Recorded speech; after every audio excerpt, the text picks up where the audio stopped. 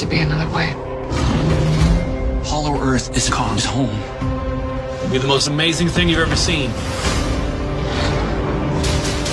Godzilla will come for him. They have an ancient rivalry. Godzilla had left us in peace.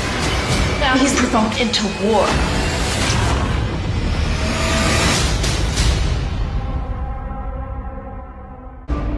The myths are real. There was a war, and they're the last ones standing. Who bows to who? Oh my god. Wow! Oh my god! It's just so massive. I think one of the most exciting things about doing a Godzilla movie is being able to take a different approach to Godzilla in the same way that the original films did. The legendary approach has always been sort of that Godzilla is a good guy. You know, he's misunderstood, but he's a good guy. He sort of is this benevolent protector of the Earth. And we're kind of flipping the world around and saying now a world where Godzilla has seemingly turned his back on humanity and is acting recklessly. The massive titan, once thought to be a hero to humanity, made landfall in Pensacola, Florida. This film starts after 3 years since the last encounter with the Titans. And Godzilla is on the rampage again. Why, we don't know.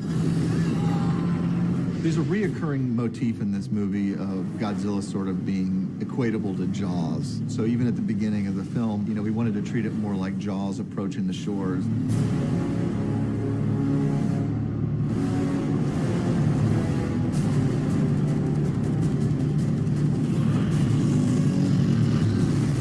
My absolute favorite thing that I was always looking forward to in the movies was Godzilla using his breath.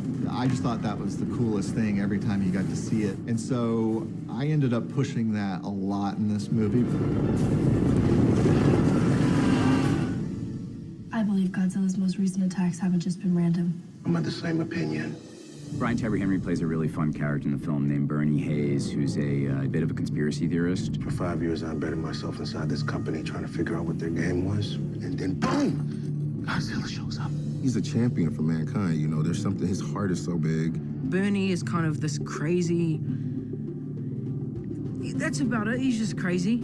All right, Matt, down the rabbit hole. The trio of Madison, Josh, and Bernie, they're all very distinct personalities, but there's a dynamic between them and a rapport that's been great to watch. They're an amazing team. They work really well together. They complement each other so well. You know, you have the realist, which is Josh. I mean, he's very practical, logical. You need one of those in your group, otherwise you're gonna die. Are you sure we can trust this guy? Yeah, why? Well, mainly because he says crazy shit all the time and carries a bottle of whiskey from his dead wife like a gun. And then you have the full go-getter. I am the go-getter. I will throw myself into, you know, if they're scared to go in first, I'll go. I think it's romantic. And Bernie is the knowledge of the group. You know, he really holds a lot of information. He's a conspiracy theorist, so he is extremely intelligent. I would just like to know what it was like to work with the Godzilla. Is that what we're filming? Because you told me that this was a rom-com. It's not a rom-com. I never said that. That's what she said. All three of those actors are just hilarious, and they have such great chemistry together, and they're just unbelievably funny. Like when the camera's rolling, when it's not rolling, it's kind of never ending with those guys. Hey, Oakley. The two of them have actually brought out the wacky side of me, you know what I mean? Like, because we have fun. The cast has just been unbelievable, behind the scenes and on camera. Going in? Yeah. I can't wait to fight this because I'm built from it. This is like the heavyweight champion of the world fight. It's basically two giant monsters fighting. Kong has the strength, but you know, Godzilla can, like, you know, fire stuff out of him. This is the most epic battle of all time.